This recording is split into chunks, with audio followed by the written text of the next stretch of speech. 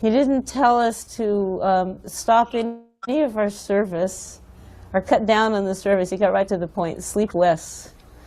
So I kind of repeated that to make sure that I understood that was actually what he was saying. So, and so in other words, Swamiji, we shouldn't sleep so much, that we're sleeping too much. He goes, yes. So that was very striking because we took our vows, and we understood they were vows, but at the same time, it was almost as if we thought, well, maybe later we'll be able to do all these things, not immediately. But Prabhupada saw it as an immediate necessity. One of the other services that I was privileged to perform for Srila Prabhupada was that I got to drive for him. And we had one car that had been donated. And of course, coming from our kind of poverty-stricken hippie backgrounds, you can imagine exactly what kind of a donation this was.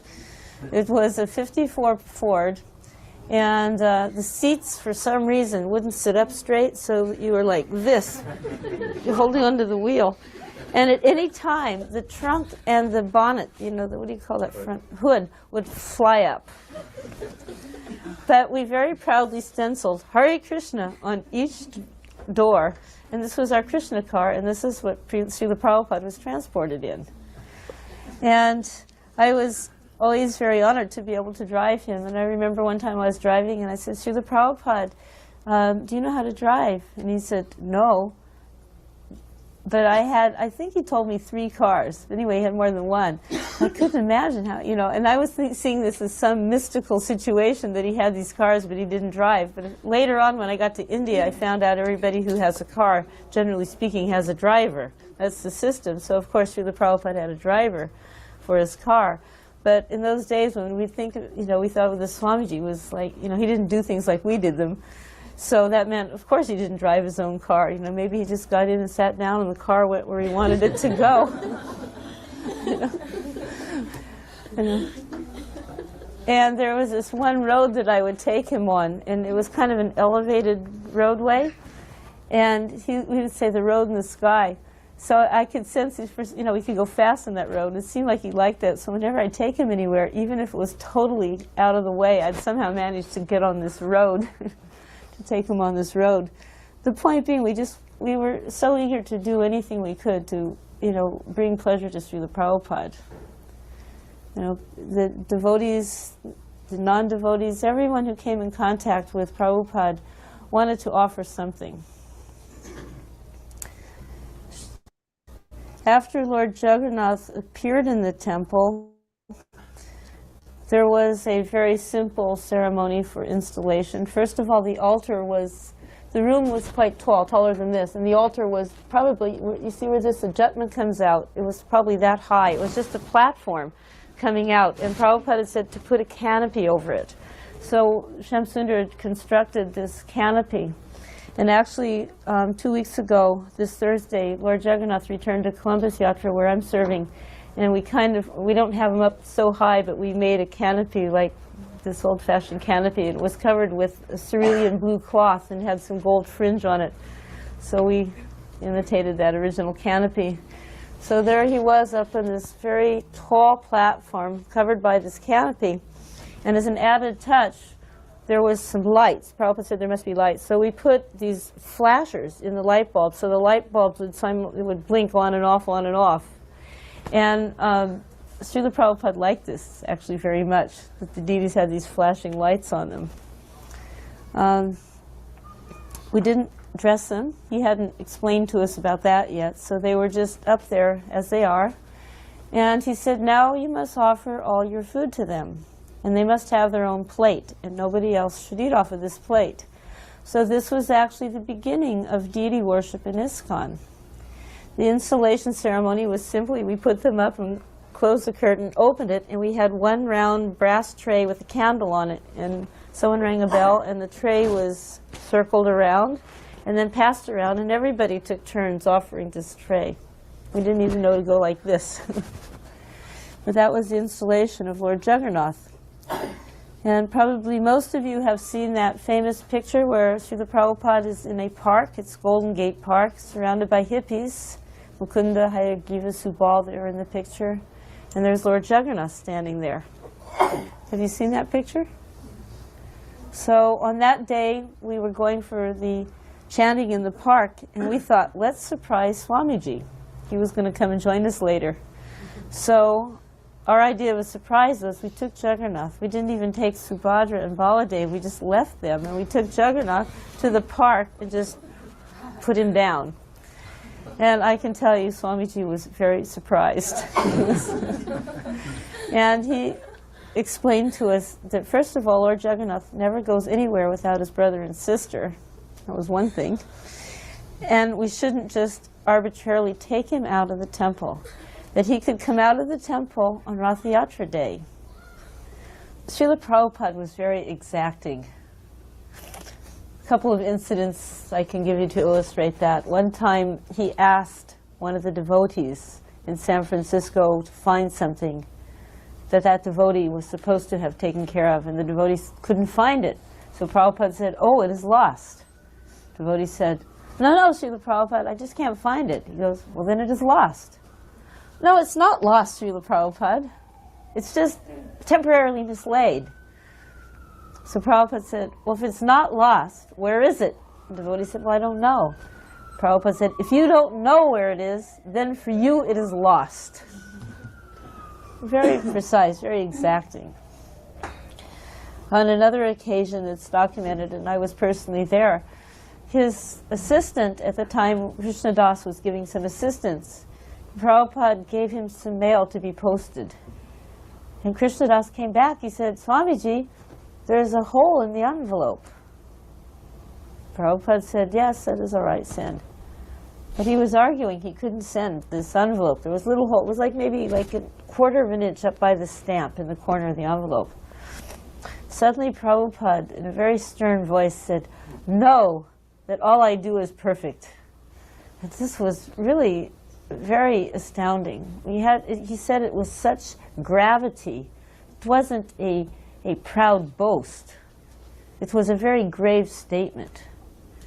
And I remember feeling kind of cold when he said that, like a chill, because I was getting a glimpse into the quality in the person of the spiritual master. And Krishna Das kind of straightened also. And then Srila Prabhupada explained that in India, anything coming from America was bound to be stolen or ripped open because they will suspect maybe some money. So he left this little hole so they could look in and see, oh, it's only a letter, and leave it alone. We were in England until 1970, and it was actually very difficult initially. We had no money, nor could we work, and we didn't have any initial contacts. And so it was quite a struggle to just maintain ourselves. We would be separated sometimes, living in different boroughs even, which is like different districts all over England, all over London. But we were really united and focused in our desire to get a center for Srila Prabhupada. And I related the story of Shamsundar meeting the Beatles the other morning. I don't know if I gave the exact detail about how he did it. Did I tell how he? I can tell it's kind of a sweet story that he found out where they were recording, and he went to the recording studio. But the recording studio was like an armed fortress. Not really, because in London you can't have guns, but I mean, it was quite well protected. And there was just like no way to get in.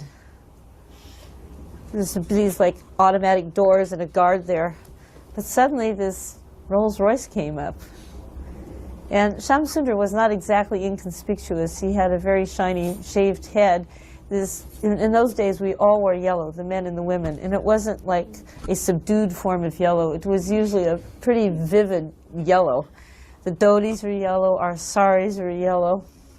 So he had this yellow dhoti on, very yellow, and a bright blue Nehru jacket. So it wasn't like he could just blend in with any of the locals. So up came this car, this big Rolls Royce, and the gates opened. So he got down in a hunched position on the opposite side from where the guard was. And of course the drivers are also on the opposite side in London. So he was on the passenger side, and he got down and he started like going in with the car. And the window came down, and this little head came out and goes, "Oh, you must be George's friend." It was Yoko Ono. So she said, "Come in." So he got inside like that. And they brought him in, and he sat down in the little lobby. And then George came out, and he goes, "Where have you been, man? I've been waiting for you guys." So that was the initial introduction to the Beatles. Now, we had been trying, I mentioned to this, we had been trying to contact them to get their attention, and we'd done all kinds of really silly things.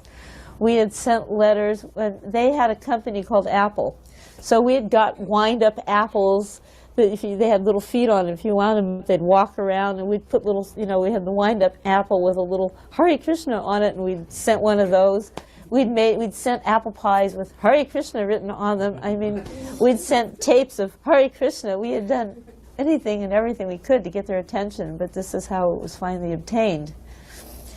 And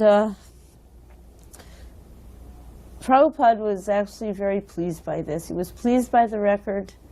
He felt that it was very significant. We didn't have a center at this point. Still, we didn't have a center. And we were going all over. We made this record. It was #1, and we were being sent all over Europe. We were very actively preaching, but we still didn't have a center. And this was a very discouraging thing for us. On one hand, it was so exciting. On the other hand, we didn't have a center. So somehow we got Bury Place during this period. And we were living at John Lennon's house, because Bury Place was not inhabitable immediately. And we were just waiting for Prabhupada. We wanted to get it finished so that Prabhupada would come. But Prabhupada, the minute he heard we had a place, came anyway. So he was also living with us at John Lennon's place. And we'd go daily, send devotees in for Harinam into downtown London, and people would come back. So people were joining us. Even though we didn't have a building or a center or any facility, they were joining us. So by the time we actually opened Bury Place, there was already devotees that had been actually initiated at John Lennon's place. And quite a crew was there. So the opening of the London Center coincided with the installation of Radha Landanishwara. And there was one very significant instruction that I always remember at that point in time, that there were so many people, it was so crowded, and it was going on for hours, this whole affair. And some people had to leave, and Prabhupada looked and he said, "Oh, they were leaving, give them prasadam." And the prasadam was late, the offering hadn't been done. And they said, "It's not ready yet." He said, "There must be something. No one can leave without prasadam." And so he had the devotees immediately cut up some fruit and put it on the altar, and at the same time pass it out. We're like going through the process of, ringing the bell, saying the prayers, doing our Gayatri, this whole thing. And, devotees are thinking, "Oh, it's not offered yet," he's passing it out. And Prabhupada made 2 points at this time. He said, first of all, no one should ever leave our center without getting a little prasadam. We're thinking prasadam means a plate full, something, little prasadam, something that's been offered to the deity. And then he said, factually, as soon as it touches the altar, it's offered. And it's an instruction that we should, really consider, that anybody who comes should get something, a little something. I know, and I try to follow these instructions in my center, because this is, for us, this is the heart of Krishna consciousness. This is personal instruction to Srila Prabhupada, to his disciples, to his devotees, and to the devotees of the future. And we could see by what happened that day, what's so difficult to cut up an apple and an orange, because that's what it was, I remember, and, offer it and pass it out. Little by little, it took us to learn who and what was the spiritual master. And Srila Prabhupada was challenged in so many cases by our ignorance. by our lack of spiritual education. You know, I remember one young woman coming during a lecture, and after the lecture she raised her hand and she goes, "Well, Swamiji, I don't agree with you that, you know, that we shouldn't have illicit sex. I don't think there's any such thing as illicit sex, and I think sex is a good way to know God." So Prabhupada tried to speak to her reasonably, but she was adamant in her position. So finally Prabhupada said, "All right." He says, "But I have brought only one medicine. Please take it." And he began kirtan.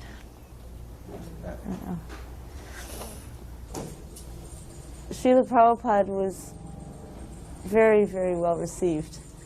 And he got a standing around, or at least he got a big round of applause at one point. He was saying that it's putting the difference between Krishna consciousness and the Christians. So he said, "Dear Lord, give us our daily bread. This is not love of God, this is love of bread." And all the students were cheering, you know. So he had a very nice way of presenting a point clearly. Probably one of the most notably successful places was Surat, where Srila Prabhupada was treated in such a way that we had never before experienced. And we started to understand that we didn't know how to honor and respect our spiritual master properly. He was treated like the saint, and Prabhupada, to call him a saint, I think, is shortchanging him, but he was treated like a saint. He was garlanded, so we'd have to remove some of the garlands, and still more would come. We would go down the street, and people would pour flower petals on him. The streets were decorated with rice flower drawings that the ladies would get in their hands, and they would so expert at letting this rice flower come through their fingers and make these elaborate drawings along the street and at every doorstep. Sandalwood paste would be liberally applied. We hadn't seen that up until that point. He was honored so wonderfully and so gloriously. And as he was honored, they were also honoring us. Not on the same level, of course. And it was during this period that actually Shamsundar became the secretary of Srila Prabhupada. That for some reason or other, he was feeling some personal dissatisfaction in his life. He felt like that he wasn't doing anything or doing enough. So he felt like he wanted to leave, go somewhere else. And when he said that to me, I thought it was like pulling a scab off a wound. It was just painful. It was like very painful, and I couldn't say anything. And I remember I ran upstairs to Prabhupada's room as soon as I could, get away, and I just went into his room, and I was sitting in the back part of his room in kind of a shadowy place. And he said, "So Malati, what is wrong?" Right away he understood something. And I remember I just said, "It's Shamsundar, he wants to leave." And he says, "Bring him to me, tell him to come and see me." So I felt some relief, but then I'm thinking, what will Shamsundar think if I say like, so I went down there and I tried to be very casual. I said, "Swamiji, Prabhupada, he wants to see you." And immediately, though, immediately he went up. And after some time he came back, and it was like he went up, he was feeling so morose at that moment. And, I couldn't at that time conceive how anybody could be around Prabhupada and be morose, but if you're not really situated properly in your service, it's possible to be morose. And if you're not properly being attentive in your chanting, it's possible to be morose. Prabhupada said, if you're not feeling happy in Krishna consciousness, then, you're not properly executing your service. You're not properly situated. It's not that Krishna consciousness is wrong, but we're not properly situated. So he went up, he was, tinged with this moroseness. But when he came back, it was like another person was coming back, and he said, "Prabhupada has asked me to be his secretary, and I have accepted." So it was immediately he began, right away, he began to be Srila Prabhupada's secretary. Have any of you been to India, and have any of you been to Jaipur? Jaipur is full of monkeys. So the minute I'd start cooking, the monkeys would assemble. And they were really bold, and they would grab things right out of the pot. Sometimes, I usually cook it, but sometimes I'd be frying something, and they'd come and just grab it out of the pan. And it was, one day I was just like really frustrated, and Prabhupada told me, get a stick. He says, but don't hit them, just show the stick. And that day he let me use his cane. So when the minute I picked up the cane, I mean, it was like magic, the monkeys split. But he explained, if you hit them, they'll become angry and then they'll attack you. But simply shake the stick at them. So I would shake I'd have the stick. After that I got my own stick, but that day I used Srila Prabhupada's cane. And the minute one would come near, I would shake the stick. Actually, during that time I was cooking and cleaning. There was a couple things. One was, I remember one day I was cleaning the room, and I never could go out on the walks because I would be cleaning the room. And I had to make sure the room was clean by the time he got back, and at the same time, simultaneously, breakfast would be served. And I remember one day I was putting the desk back together, and it seemed like a very small thing. I had the pen, and I knew it went on that side of the desk, but I couldn't reach, and I was like, my mind was already out in the veranda to get the prasadam ready. So I put the pen down on the other side of the desk. And later when Srila Prabhupada came in, he said, who has touched my desk? And of course, I mean, he knew I did it every day. But that day I had not returned the pen properly, and he said, do not change anything. And it was very profound because I realized how Prabhupada was so careful, and that every moment was precious and valuable to Prabhupada. So when he had his desk so precisely arranged, he'd sit down, he wouldn't waste a moment, immediately begin his work. So he reached for his pen, and of course, where was it? Then, we're Americans, we're so casual, and we could say, well, what's the big deal? It was right over there, But Prabhupada saw everything as belonging to Krishna, including time, and he didn't want to waste time. And so he was extremely precise. So, I was feeling really ashamed at that moment that I'd caused this inconvenience to my spiritual master like that. So after the deities came, that was in December, after some time there was discussion about the Indian Yatra. And one day we got a letter from Srila Prabhupada, and there was a list of 11 persons. And he said he wanted these 11 persons to meet him in India by September 1st, something around there, September 9th maybe. So myself and my husband and my daughter was the 11th person on the list. So we became very focused on going to India. And we had no idea again, it was like going to England. We didn't know anything, we didn't know anybody, we didn't have any money, but Prabhupada wanted us to go, therefore we were going. So Shamsundar arranged some incredibly cheap airline tickets. Actually, this airline company that we took to India was so cheap that it didn't even have, it wasn't a jet, it was like a prop plane. And there was this rope or a wire that went from the tail to the cockpit, what the pilot was pulling when they made turns. There was not like a water fountain or anything. There was like this barrel of water with a dipper in it in the rear end of the fuselage. And there was just a piece of burlap over the one bathroom. This is the plane that we went to India in for our first trip. And after we landed in Bombay, they grounded this entire airline company. It was called Brothers Air Service, and it never was allowed to fly again.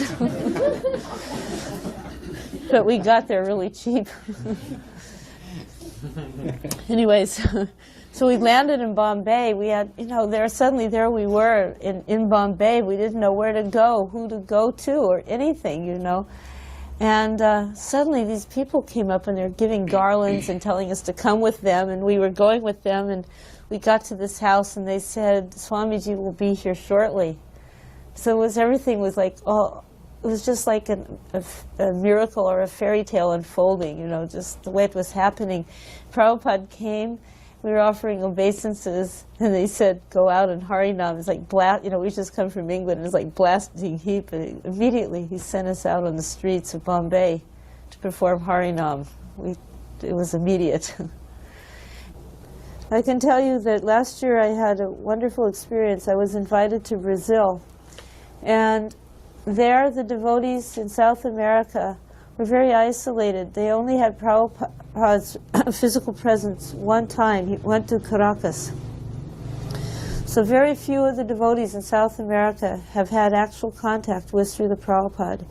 Even their initiating gurus, Vishwanath Maharaj told me he only saw Prabhupada one time, very briefly, here in LA.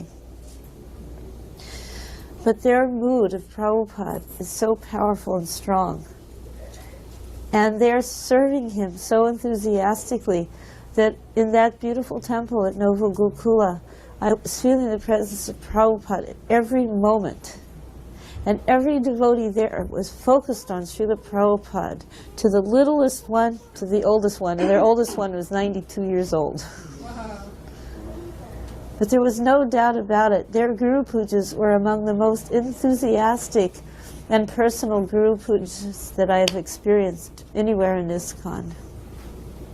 And yet, most of them never even seen Srila Prabhupada personally, so-called. But they are seeing him daily. He's making his presence manifest for the pleasure of these sincere devotees.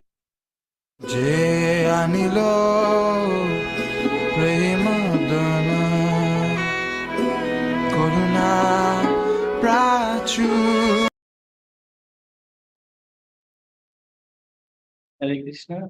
So we were very fortunate. Maharaj, you want to say? No, you speak. So we are very fortunate here from Malati Mataji. So our Mataji's dedication for Srila Prabhupada. So we will now see some introduction of about Malati Mataji. I will share screen.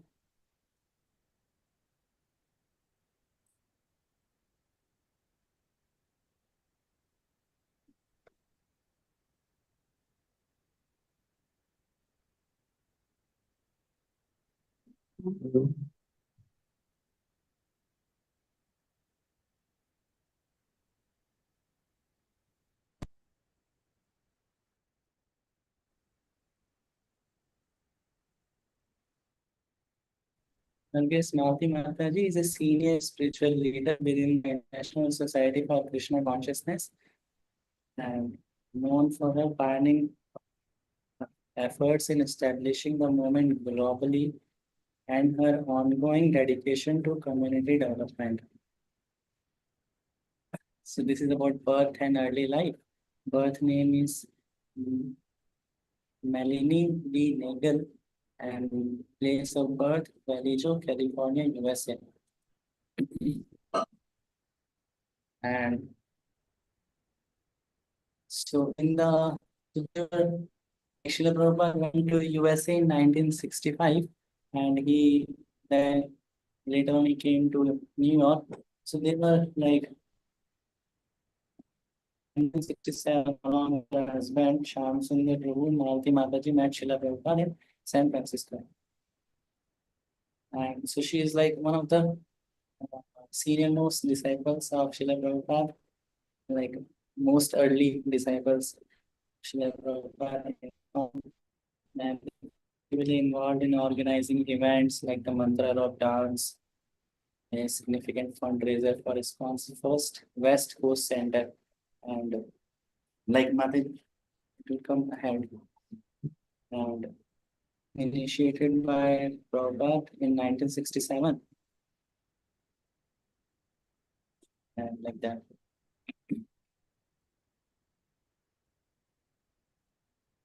So in 96, so Mataji was in lecture also. Mataji was telling that in 1968, Malati Mataji, her 6-week-old daughter, Saraswati, and a team of devotees traveled to London to introduce Krishna consciousness in the UK. They successfully connected with prominent figures, introducing the Beatles, George Harrison, uh, leading to the production of the Radha Krishna Temple album in 1969. So Malati Mataji, Shyam Sundar, they had a 6-week daughter, which is like 1.5 month old daughter. And so with that, like husband and wife and such a small daughter, they went to preach in London. And two other couples, they went, total 3 couples. So, and she was telling that they did not knew anyone, no contacts, no money, don't know where they will stay. So that was their like great surrender for Srila Prabhupada, just to please Prabhupada. They were ready to do this, and they did so much efforts to please George Harrison, and then after that preaching in Europe like expanded very fast. After that, like they were going all over the Europe. So deity worship and temple establishment assisted in procuring and shipping deities to various temples in North America, facilitating the establishment of deity worship in cities like Detroit, Dallas, Toronto, and Chicago. So she was like from purchasing deities from India and like assisting in uh, shipping to various parts of America. And played a wide pivotal role in acquiring and establishing Bhakti Vedanta Manor in Watford, London, with support from George Harrison. And actually, one more story we have heard, like how the first Jagannath, I'll just, okay, we'll just complete it. So Mataji is also GBC member, joined the GB. She was like leading as GBC in ISKCON from 1998 to 2023, overseeing regions including Florida, Kentucky, Michigan, Ohio, West Virginia, and so many places. And also one more story I wanted to tell, like we have heard how the first Jagannath, like earlier in ISKCON, there was just pictures they were worshipping, like they would have pictures of Lord. And then once Malati Mataji goes to one store, which has different articles, so she sees small deities of Lord Jagannath, Baldev, Subhadra. So she was not having any money, but she just saw the deity of Lord Jagannath she was seeing, and there was written made in India, something like that. It is made in India. So she thought, oh, this is made in India. So like Swamiji is from India, so we will like it. So she just takes the deity of like small Jagannath and puts in pocket and like goes. And then later on they show to Prabhupada. So Prabhupada immediately pays obeisances to Jagannath and tells that this is actually Lord Jagannath. He is Krishna, he is the Lord of Universe, he is Jagannath. So you get two more deities like small, Subhadra and Baldev. So then she goes and she gets the two more deities. So like that, first deities came, then Shamsundar Prabhu carves the deities. So like that, the first deities came in ISKCON then, Jagannath, Baldev, Subramanian. And so next is outreach and preaching. Participated in public kirtans, festivals, and programs alongside Shamsundar Prabhu, contributing to the spread of Krishna consciousness in the UK. So this is one letter from Srila Prabhupada. My dear Shamsundar, please accept my blessings and offer the same to your good companion Srimati Malati Devi. Please inform her that I have received her letter with great appreciation and I shall meet her very soon in San Francisco. Letter to Shamsundar Prabhu, May 21, 1967. So we pray for the blessings of Miss Malati Mataji so that we can properly serve in Srila Prabhupada mission and properly serve spiritual master. Thank you, Maharaj, for giving us to hear this and Hari Bol. What a wonderful nectar, eh? Those who are not listening, they miss so much. Those who are listening with video off, still they are getting so much benefit. I can understand because everybody may not be give full attention in this class. They're busy, but still with their busy schedule, they're listening something. With that, you can, if some words come, what is called inspiration comes. Just see, you just think a young couple or 6 weeks girl going to UK, and where they'll stay, what they'll be, not about thinking about that, what children will eat. 6 month children, so not thinking about this. And see what is a wonderful reciprocation from the God. They met George Harrison, and Sri Jagannath come with her. So it is not an easy joke. Jagannath came with them, due to them, due to her and her husband met Jagannath. George Harrison, who is the best, most popular person, Lord sent them to introduce. So why all this wonderful thing has happened? Because due to their sacrifice and service.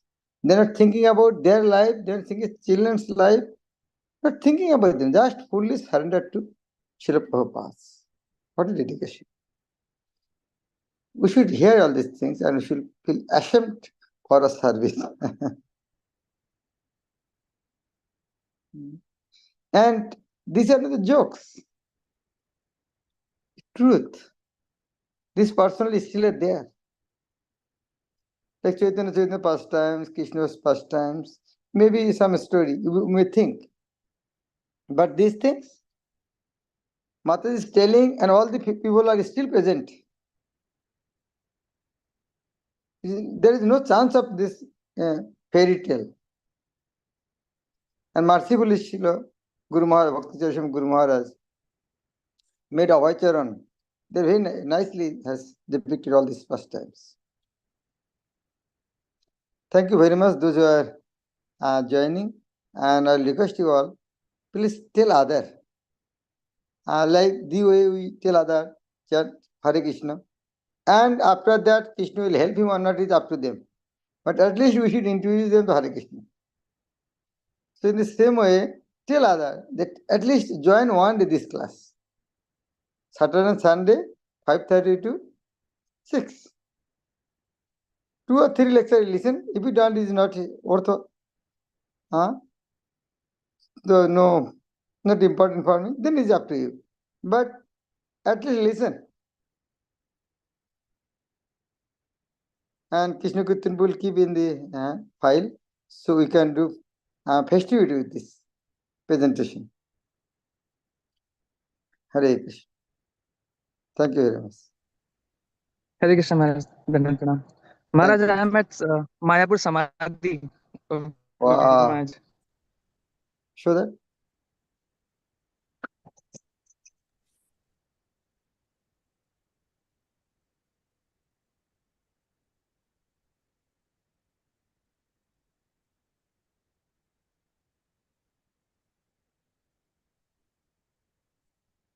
Bhakti Guru Maharaj ki jai.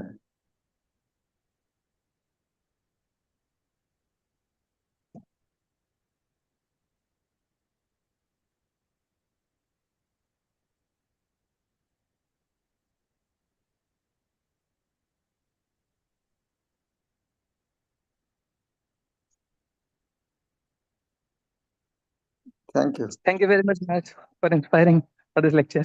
Okay. Hare Krishna.